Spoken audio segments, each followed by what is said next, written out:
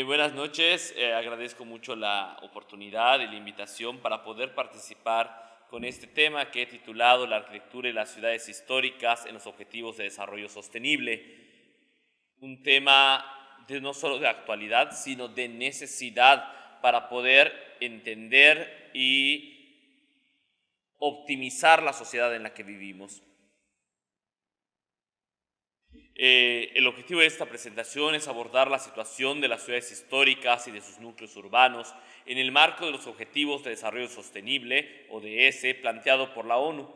Analiza cómo estos objetivos, en particular el número 11, inciden en la manera en la que se espera que sean las ciudades y cómo esto puede favorecer o perjudicar a los sitios y monumentos artísticos e históricos dependiendo de su interpretación.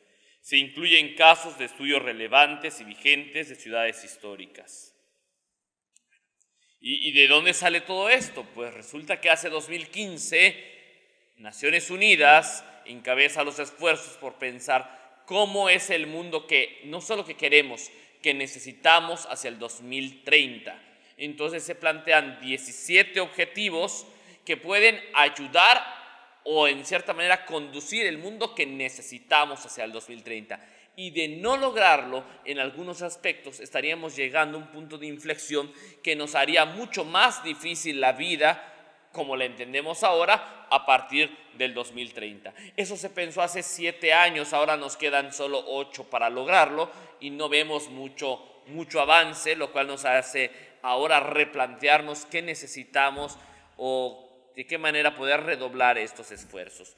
Los 17 objetivos son: 1, fin de la pobreza; 2, hambre cero; 3, salud y bienestar; 4, educación de calidad; 5, igualdad de género; 6, agua limpia y saneamiento; 7, energía asequible y no contaminante; 8, trabajo decente y crecimiento económico; 9, industria, innovación e infraestructura; 10, reducción de las desigualdades; 11, ciudades y comunidades sostenibles; 12, producción y consumo responsables; 13, acción por el clima; 14, vida submarina; 15, vida de ecosistemas terrestres; 16, paz, justicia e instituciones sólidas; 17, alianzas para lograr los objetivos. De todos estos objetivos, que claro, son fundamentales, ¿verdad? Yo recuerdo, lo presentábamos esto hace unos meses de parte del Working Group de ICOMOS Internacional, del que soy parte, para ver cómo el Consejo Internacional de Monumentos y Sitios puede coadyuvar en el logro de los objetivos. Y decía, no, pero ¿cómo nos vamos a quedar sin agua? ¿Cómo? No, vamos a ver si parte de los que lo decían ahora, ya vemos las noticias y sí, hay ciudades enteras sin agua en el 2022. Entonces, realmente este es un esfuerzo que, de no lograrse, las consecuencias se verán a corto plazo. A corto plazo. Sin embargo, hablar de arquitectura y de ciudades históricas nos hace voltear la mirada de una manera muy precisa hacia el objetivo 11. El objetivo 11 que se define como lograr ciudades que sean inclusivas, seguras, resilientes y sostenibles. Son las 4 cualidades que requieren tener todas las ciudades para el 2030 para garantizar este embonaje, para lograr una mejor calidad de vida para las personas, para el planeta y para la prosperidad. La ciudad ideal hace este tipo de asentamientos, pero tiene unas metas particulares. Y la meta 11.4 para nosotros es fundamental y ICOMOS lo ha tomado como suya porque al ser la institución mundial encargada justo de este aspecto. Reforzar los esfuerzos para conseguir la conservación del patrimonio natural y cultural. Meta 11.4. Y la meta 11.7 también nos interesa muchísimo, que es lograr ese acceso universal a espacios públicos, a áreas verdes para todas las personas. Pero el punto 11.4, esa meta resulta ser interesante porque ¿por qué considerar una necesidad mundial? Estamos hablando del agua, estamos hablando del clima, el calor lo sentimos, aunque lo niegan, pero eso es algo que es evidente. Entonces, ¿por qué la conservación del patrimonio cultural resulta ser de vital importancia para mantenernos como humanidad. Eso es muy fácil porque eso es lo que somos. Porque no somos una especie más dentro del ecosistema. Somos la especie que ha transformado el planeta, para bien o para mal. Y lo que hemos hecho, lo que hemos sido, nos recuerda lo que somos. Es más, si se fijaron, entre los 17 objetivos no existe al punto de hoy el objetivo de la cultura. No está completamente claro que tengas derecho a la cultura, pero tienes derecho al patrimonio cultural, porque eres lo que has sido. Eres lo que has sido. Entonces, tu humanidad, eres lo que has sido. Por eso, si olvidas lo que has sido, pues quién sabe qué eres. Por eso resulta fundamental la conservación del patrimonio cultural de todos los pueblos, incluso de las civilizaciones extintas o de aquellas etapas de la historia que están completamente desaparecidas de nuestra memoria, pero que por esos edificios, por esos vestigios, logramos recordarlos y logramos recordar que hemos sido lo bueno y lo malo, lo feo y lo bonito, todo. Un libro en el cual todas las páginas y todos los capítulos de la historia son importantes para comprender la trama. Por eso es muy triste cuando vemos que hay gente que quiere arrancarle páginas al libro de la historia. Nos va a llevar entonces a no comprender la trama, a no comprender el punto al que hemos llegado ahora, y bien dice el viejo adagio, quien no recuerda o no conoce su historia está condenado a repetirla. Y además a todo esto, la invitación, esta meta 11.4 tiene un indicador económico que es la cantidad de dinero per cápita que se invierte en la conservación de todo el patrimonio cultural y natural a partir de su fuente de financiamiento, sector público, sector privado, que ambos hay que trabajar de manera sinérgica para lograrlo, por el tipo de patrimonio, porque es fundamental no solo cuidar el medio ambiente, sino también los edificios y viceversa, y por el nivel de gobierno que participa, tanto el gobierno nacional, el gobierno estatal para el caso de México, o regional como se maneja a nivel mundial, y el gobierno municipal o local.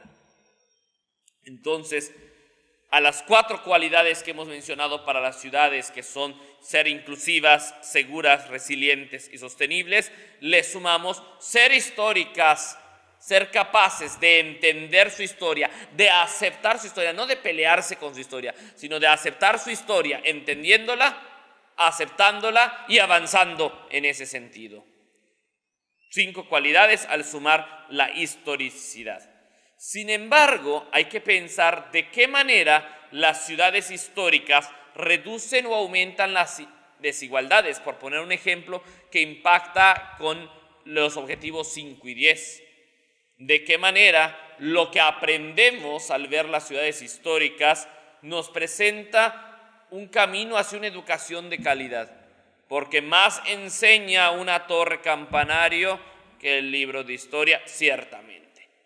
¿Por qué? Como decía San Gregorio Magno, estas obras de arte son para los que no saben leer lo que los textos para los que saben leer. Pero la realidad es que nuestra sociedad del año 2022 es tremendamente gráfica.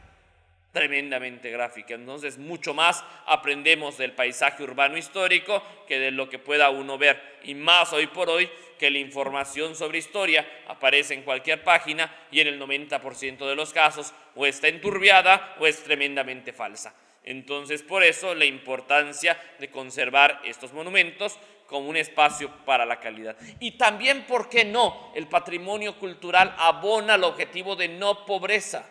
Bien sabemos que el turismo cultural puede mover ciudades enteras, dinamizar la economía de ciudades enteras y de esa manera reducir los índices de pobreza y también caminar hacia la reducción de las desigualdades y hacia ofrecer trabajo digno, entre otros objetivos que se pueden cumplir en torno a la conservación del patrimonio cultural. Entonces les traigo unos 6 ejemplos de ciudades en México y de problemáticas que no son temas resueltos, sino que son aspectos en los que podemos seguir construyendo y tenemos estos objetivos como lentes para recordarlo. Como les decía, lo importante es pensar la ciudad histórica no es una carga para la ciudad contemporánea, sino ser histórica es una de las cualidades que requieres en vista a tu futuro. Pensamos el caso de la ciudad de Chihuahua, empezamos con esta vista preciosa de su palacio municipal, la estatua del fundador, y ahí el tema es que se ha desarrollado un proyecto conocido como Ciudad Cercana. El Implan Chihuahua ofrece estas alternativas de transformación de la ciudad, una ciudad más compacta, pero ahí la pregunta es cómo incide en el paisaje histórico de la propia ciudad. Porque claro, si yo permito que se construya un rascacielos junto a una quinta histórica, pues que esa quinta histórica no va a volver a ver el sol ni la sombra, sino únicamente va a quedar ahí edificios, que eso ha ocurrido en otras ciudades del mundo donde no se ha cuidado ese detalle. Resulta ser que ciudades históricas, esos patios soleados con su fuente, como vemos para las casas coloniales, se convierten entonces en lugares en perpetua penumbra al tener una torre de 7, 8 pisos a un lado. De esa manera empezó ICOMOS a platicar con el Implan de Chihuahua. ¿Y cuál fue el asunto? El concepto de patrimonio cultural que se había estado manejando, porque casi todo el mundo cuando piensa en sitios y monumentos está pensando en las estatuas de las glorietas, está pensando en las iglesias, está pensando en los fuertes, pero no está pensando en la vivienda en general, y mucho menos en la vivienda producida durante el siglo XX. Ahí es entonces donde lo que necesita, porque nos decían, pero si se está considerando la ciudad histórica. Bueno, pero lo que hay que afinar es qué estamos entendiendo por ciudad histórica, porque como les decía, en esta estratificación, alguna vez usé el ejemplo del sandwichón, cada capa es importante, entonces no podíamos arrancarle un pedazo porque entonces ya no se estaba entendiendo cómo funciona la ciudad.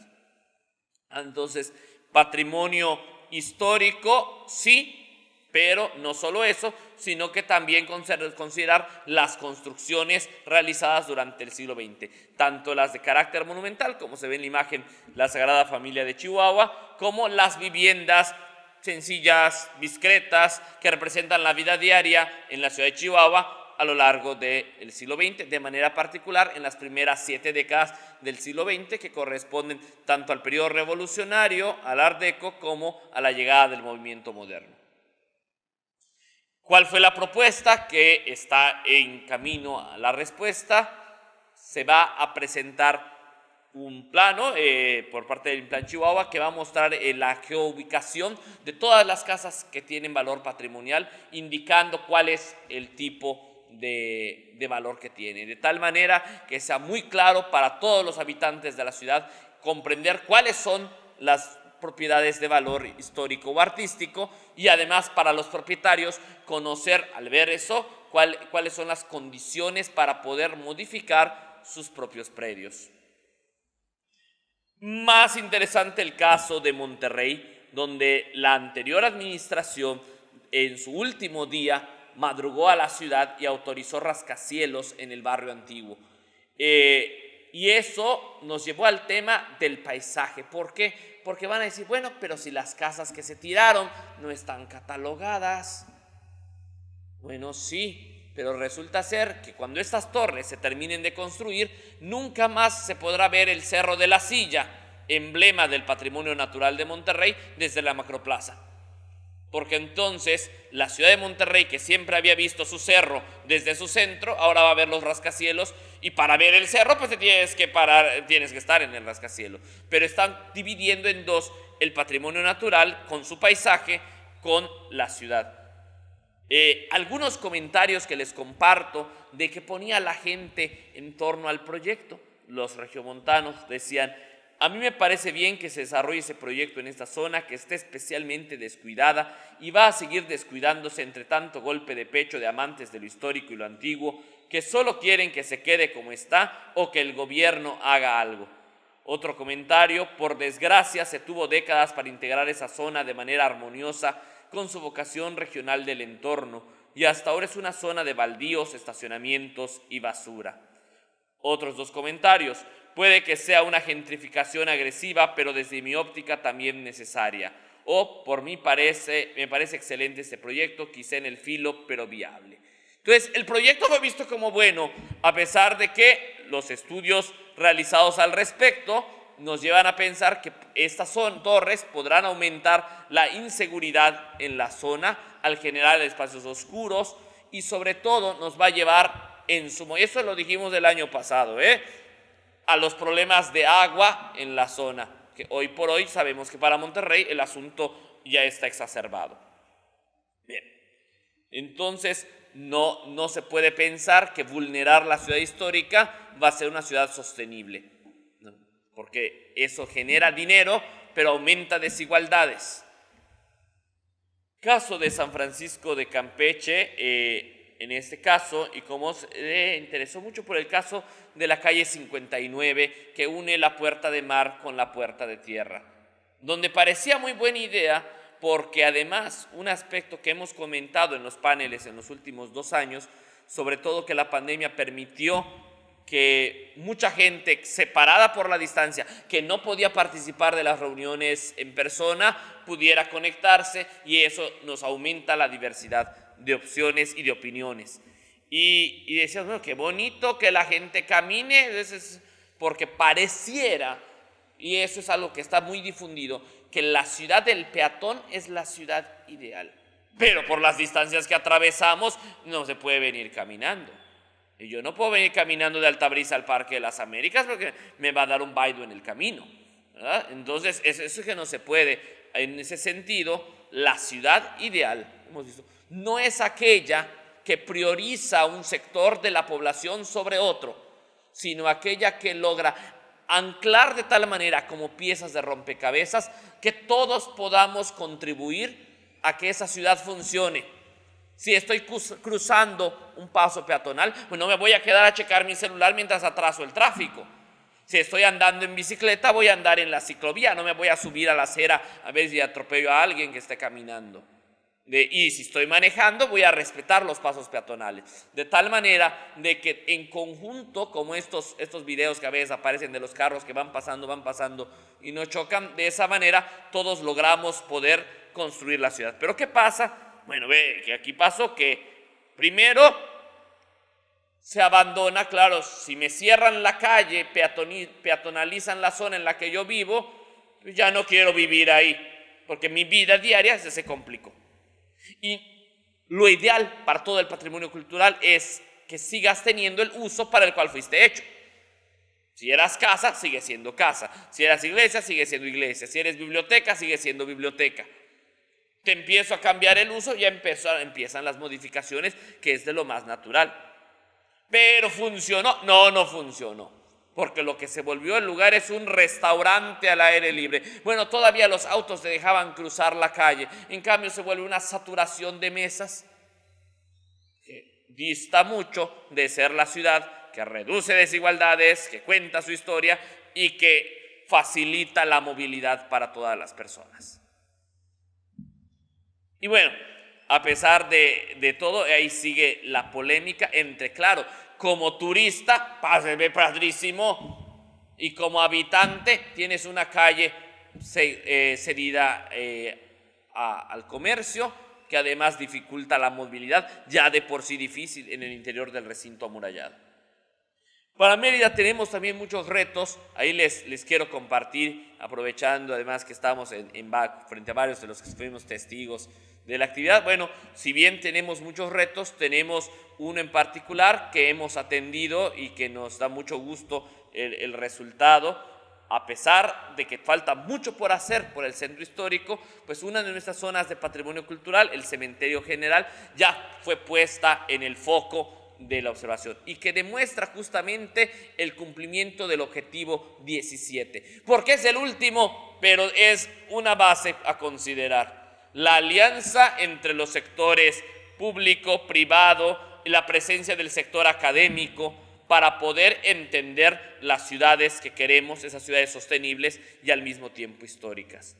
Y iniciamos, y les comparto con las imágenes de cuando celebramos los 200 años del Cementerio General de Mérida, que recuerdan ese esfuerzo por parte de las autoridades municipales como por parte de los comités científicos de ICOMOS de poder ser esa ciudad que construye desde ambos sectores de la sociedad las ciudades sostenibles e históricas que queremos para el futuro, donde las escuelas, los colegios, los centros científicos son tomados en cuenta para poder hacer esa ciudad, y además con buena réplica en los medios de comunicación, que es fundamental para poder lograr el cumplimiento de los objetivos, ¿verdad? Partnership for Goals es la idea del objetivo 17.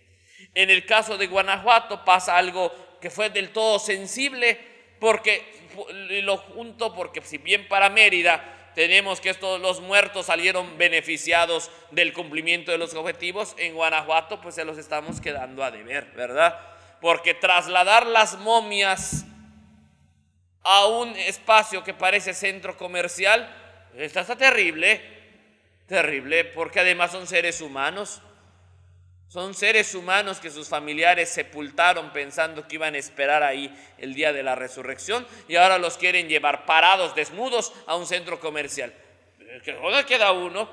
Imagínate que mi abuelito está ahí parado, exhibido, ¿verdad? Entonces, desde luego, y ahí se vuelve una cosa complejísima el caso de Guanajuato, porque no solamente estás sacando a los muertos del cementerio, porque el Panteón de Santa Paula es el espacio ideal para su conservación. Es más, el Panteón de Santa Paula es el espacio que contiene las características para permitir la momificación, porque ellos no fueron momificados al momento de morir, sino es el resultado de las condiciones del Panteón de Santa Paula. Y llevarlos a este espacio propuesto en los terrenos de la antigua estación de ferrocarriles, le das en la torre al Panteón, le das en la torre a la estación de ferrocarriles y vulneras a las momias, ¿verdad? Por eso la importancia de pensar en las ciudades históricas con esa cualidad. O sea, no solo quiero hacer dinero, no solo quiero hacer una ciudad para el mañana, sino que tengo que respetar al pasado y, en este caso particular, a las personas que fueron sepultados, ¿no? Finalmente, un caso, para terminar con un caso positivo, Zacatecas. Otro ejemplo como el de Mérida, de alianzas para el logro de los objetivos. Zacatecas tiene un problema de movilidad. La ciudad de Zacatecas es atravesada para poder avanzar del centro hacia el norte del país. E incluso la zona metropolitana de Zacatecas y Guadalupe se ha convertido en un bloque un poco difícil por la propia topografía del suelo, siendo el Boulevard López Mateos una avenida que comunica toda la zona metropolitana. Pero ya no da un carro más. ¿Y qué vamos a hacer? ¿Decirles que vayan en bicicleta? ¿Por qué no? Porque ni modo que vayan a llevar las señoras a sus hijos en bicicleta a la escuela, ¿verdad? Entonces, al darse estas condiciones, se plantea construir un segundo piso sobre el bulevar. Muy bien, pero pues puede ser buena idea, pero no en Zacatecas, ciudad histórica, donde justamente la declaratoria de 1993 le reconoce a Zacatecas su valor histórico por su adaptabilidad a la topografía y por la vista del paisaje. Y a ese paisaje le pongo un segundo piso, y ya tenemos un problema sustancial. Entonces, la solución que planteó ICOMOS fue, es que esto puede pasar, dado que están los túneles propios de las minas, pues aprovecharlo, y que en lugar de que el segundo piso pase por arriba, pasa por abajo cuando sea necesario, y donde no pasa frente a la ciudad histórica, puede pasar en un segundo nivel, y además alternándolo con pares viales. Pero la buena noticia fue que, como el caso que les presentaba del cementerio, los medios de comunicación hicieron eco de la propuesta, y mejor todavía, la sociedad civil se organiza a través de instituciones como APASAC, Amigos del Patrimonio Zacatecano. Los comerciantes de la zona se organizan, apoyan la propuesta de ICOMOS, y el gobierno del estado de Zacatecas toma la palabra y apoya esta propuesta de transformar el bulevar, sí, pero manteniendo el respeto al paisaje histórico. Eso da muchísimo gusto porque se logran cumplir todas las condiciones antes dichas.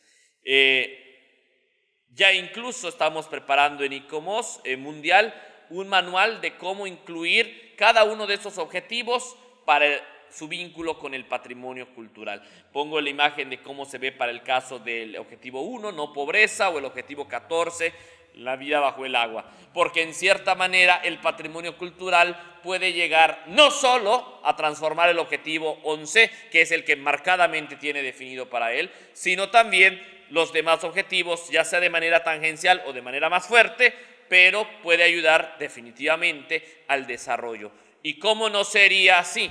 Si lo que hemos sido es lo que somos.